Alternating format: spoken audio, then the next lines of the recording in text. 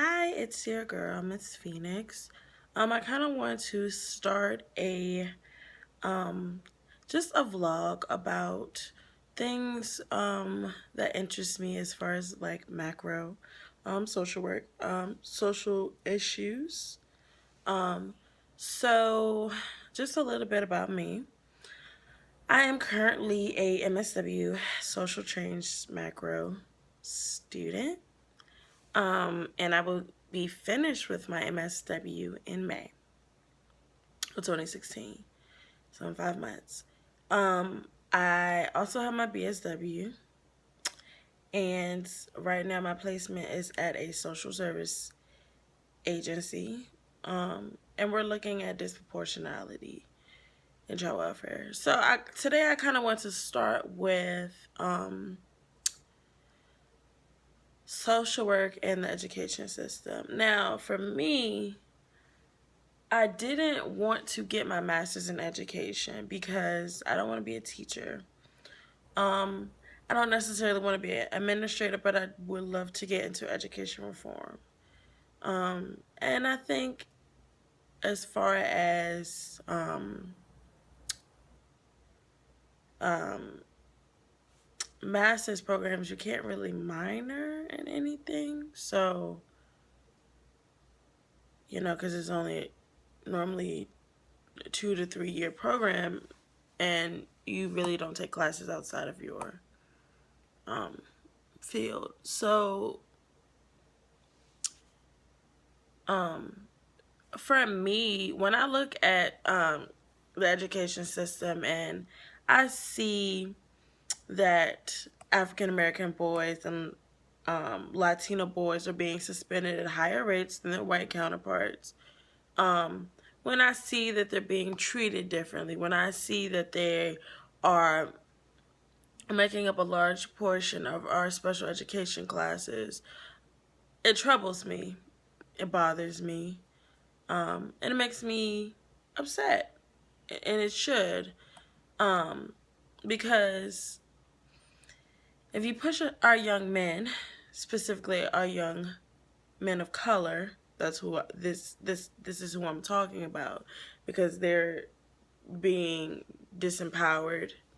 They're being um, um, they're just not being supported. And I mean, you would just have to really just look at history. Now I can't speak too much on Latinos and Latin America and South America and Mexico and things like that. I can't really speak on their culture and their issues, but I do know that in this country immigration is an issue. Um, and I know that they are being discriminated against. I do know that much. Now, for our African American, um, man, if you just look at African Americans as a whole, I mean, this country was based on slavery. That's number one. That was like 400 years ago, and the scars are still very real. Um, Not too long ago, in 1964, we were given the right to vote. That is not that long ago. Um, I mean, it's so close, the fact that my grandfather did not vote until he was almost 50. So that says a lot right there. Segregation. Um, when you look at specifically in Virginia, because that's where I'm from, born and raised, Loving versus Virginia case that lifted the ban against interracial marriage. I mean, when you think about that, was in 1967. You were getting um, jail time if a white person married a black person, vice versa.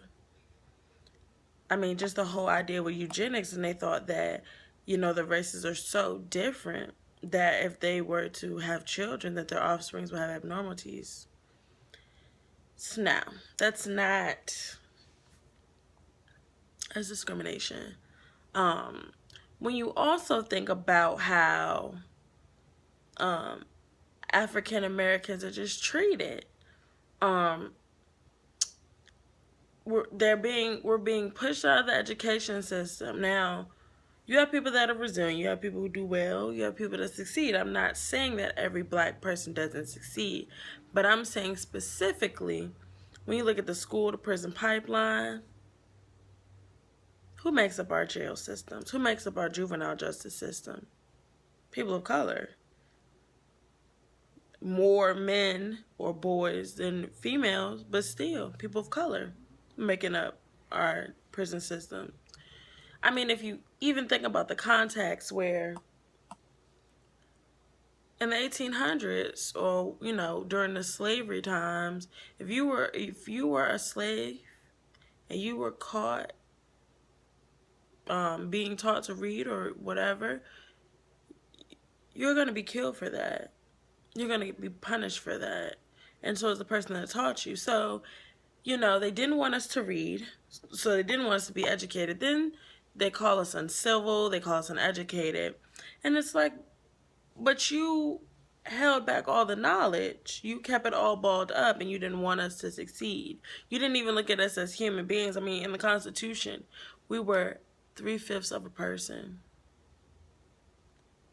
And then people wonder why I don't celebrate the 4th of July. I wasn't free. My people weren't free then. I mean, but that's just me. So, when you look at the history says a lot. History says we have always been oppressed. It is what it is. But I really think that we need to rise up and we need to help one another. When I look at the education system and I talk to a friend of mine who was a teacher, when he went through his education, his program, he wasn't taught, this is how he wasn't taught about poverty. He wasn't taught about classroom management, class behavior management. He wasn't taught about systems theory. I mean, we talked about theories that I learned in school and he learned. And okay, you learned about the developmental stages, but the developmental stages in a lot of these theories are based on white people. So if a black person doesn't fit into that box, then what does that mean? The child's not performing? I mean, I kind of use it for a baseline to get some type of understanding, but I don't use the theories to a T. Now, systems theory, that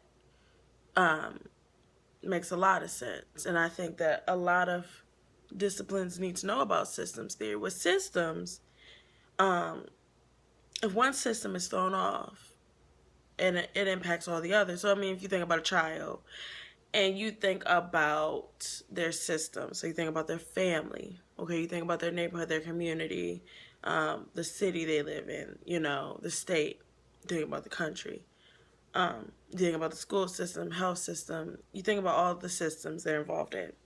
Now, if, for instance, in their system there's a shooting in their neighborhood, think about on each level how it's going to impact them on the micro level, on the meso, and the macro. Think about how that can impact their ability to learn.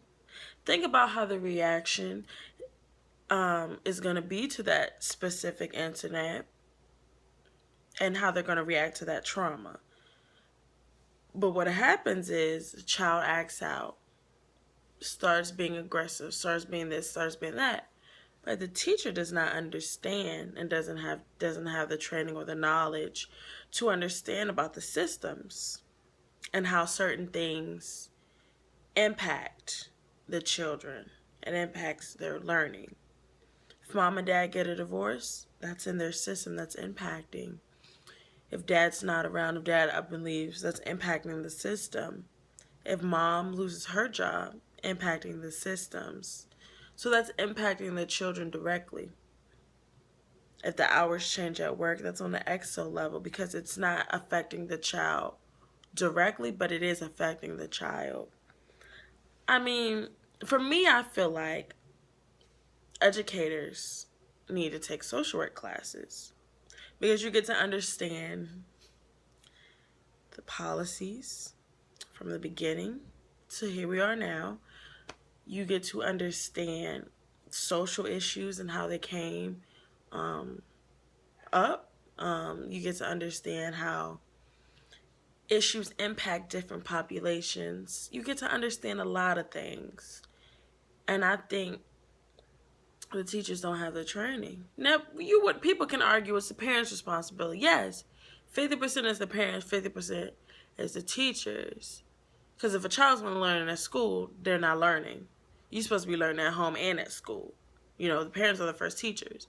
So when you have parents who don't expose their children to, don't talk to them, don't read to them, don't play with them, don't interact with them. But then think about this. When we think about low-income families, moms, dads, whoever working, grandmas working 3 jobs, who has time to do all those things and educate the children? So those things affect the children. And that's why it's very important that we look to see what strengths they have and what supports they have. And then as social workers, what can we add to them? So that's why I believe that an education focused after school program, along with educational support for the parents, can help build their support systems, mediation between mom and dad, strengthen the family. Being black is not a risk factor. I repeat, being black is not a risk factor. Thank you. And also, you can read up on some information. I think it's called the National Black Child Development Institute in DC. They have a lot of good materials. And they have, and I'm going to put the link of the document below. Being black is not a risk factor. And you can just kind of like read through that and kind of understand, like, you know, some of the things that I was talking about. So thank you guys for listening, and please subscribe to my channel, and I will be posting more things and more social issues that impact African Americans and people of color. So thank you for watching. Bye.